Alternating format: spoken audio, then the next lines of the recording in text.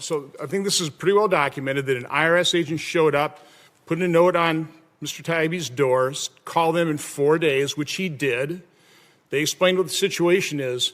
I find that unbelievably unusual. And I'm asking you as IRS commissioner, does that happen often? How unusual is that an IRS agent would show up at a taxpayer's home and tell them, give us a call?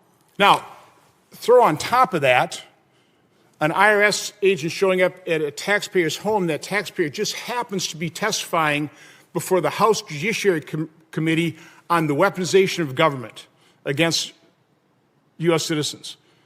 I mean, the chance of that happening is infinitesimal, but it happened.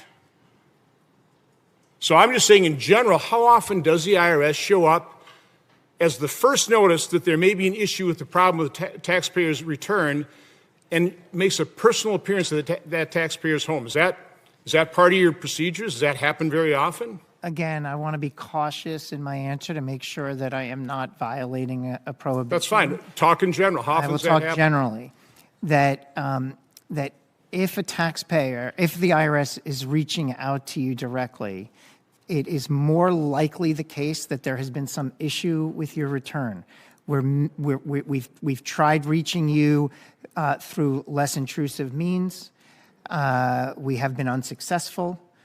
We want to help and get a handle on why you may not have filed, on why you might have an outstanding balance due. You're not answering my question in terms of how often that would happen.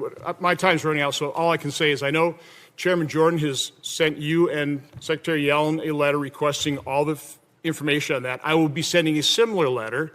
I'd like it if the chairman would join me in that letter to get this information, because this is very troubling to have the IRS take that type of action. Again, the chances are so infinitesimally small that an IRS agent would show up at the journalist's door the day that journalist is testifying before a House committee.